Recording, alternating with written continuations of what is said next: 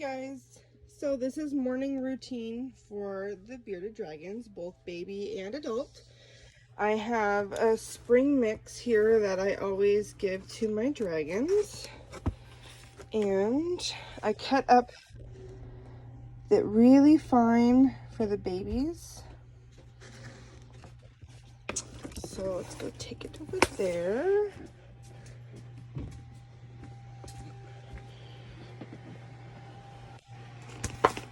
Okay, so there's still 24 out of 25 babies. The 25th is kind of out of the egg, but not wanting to move yet. Ooh, careful, babies. So there's that. And then with the babies, you want to mist them. You want to do the misting and the watering and feeding 3 times at least a day. The watering more, but I use it's a earwax remover bottle because it's just easier to get around to the babies. So just want to kind of get them wet, show them that there's water. Oop. That one's like, don't touch me. It's okay.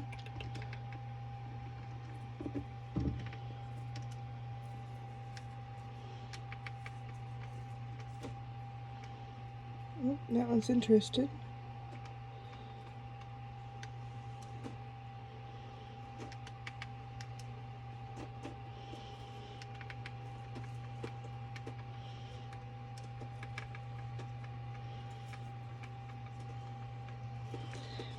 And you want to get them wet because bearded dragons grow very fast. So you don't want any stuck shed or anything like that on the babies.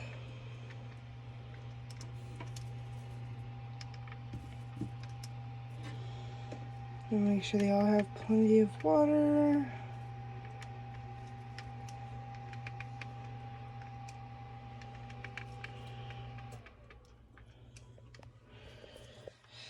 And then of course you got a couple up here.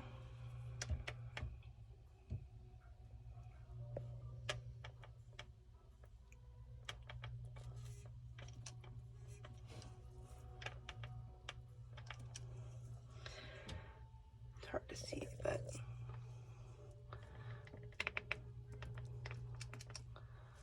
that one's just like, why are you recording me? So hopefully they will eat some veggies today. You want to introduce them every day just to make sure that they know that they're there. And I do extra small dubia roaches and extra small crickets.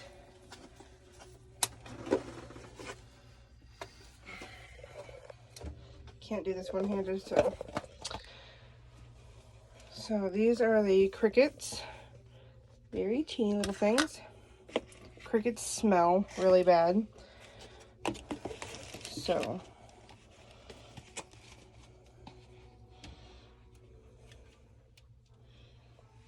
drop a few in there. See if they will eat any.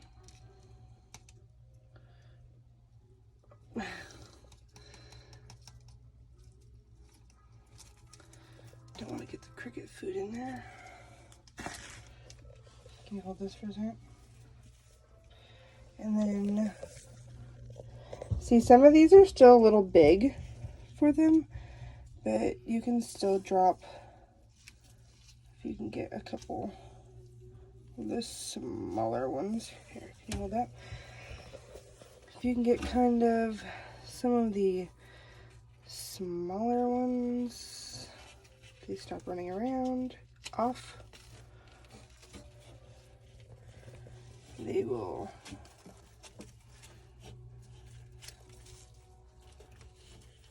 eat the babies.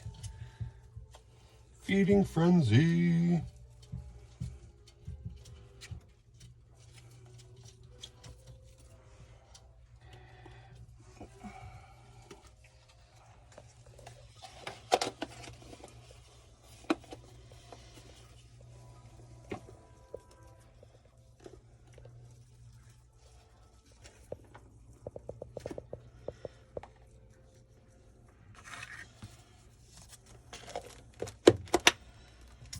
And my girl, so that's the babies. You just want to keep an eye on them, make sure that they're going to eat. See, that one in the back, it's a little too big. That one there, it's a little too big for him.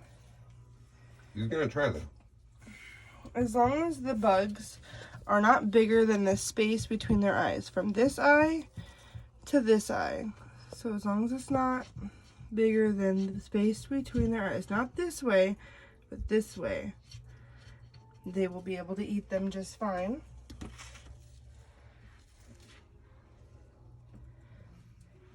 And their temperatures, you want to have 2 thermometers, one on each side for the hot side and the hot side and the cold side.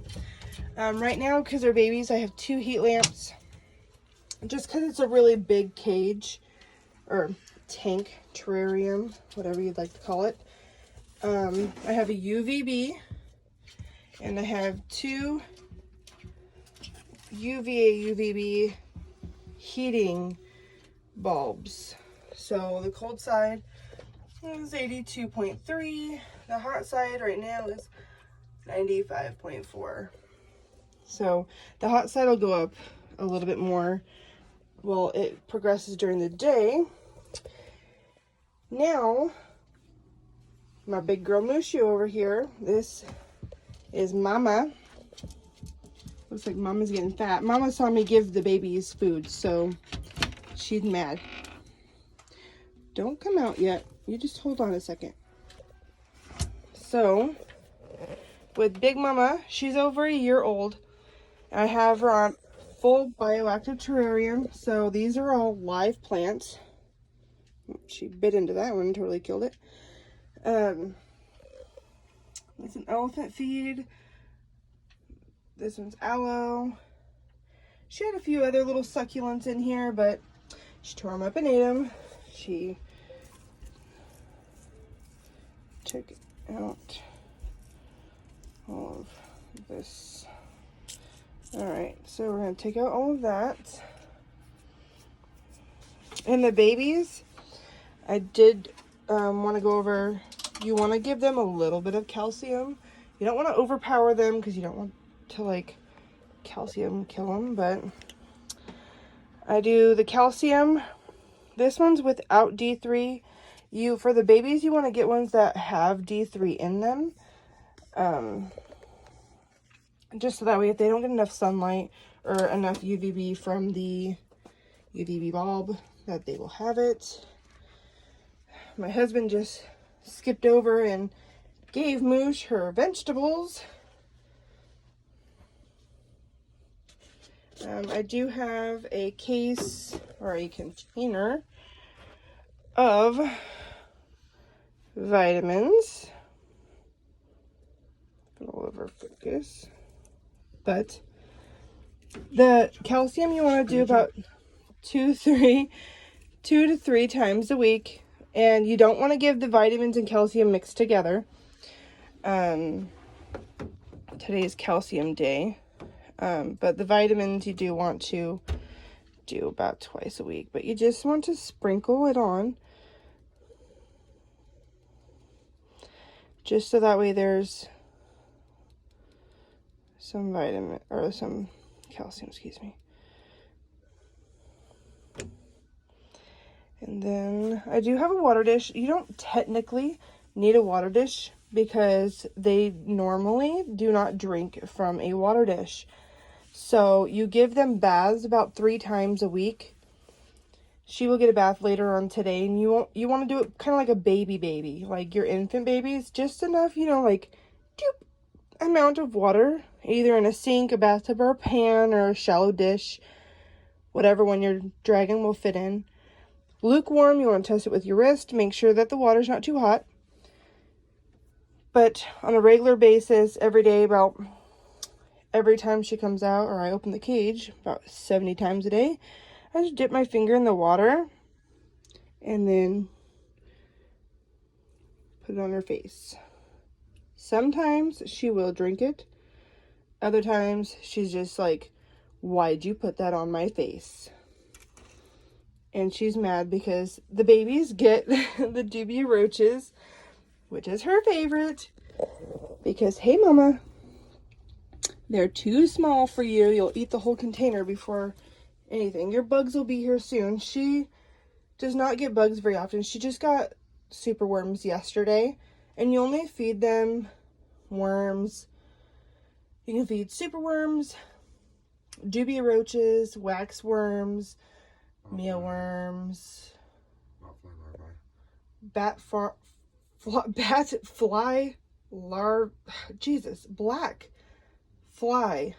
larvae. That was the toughest word to get out today.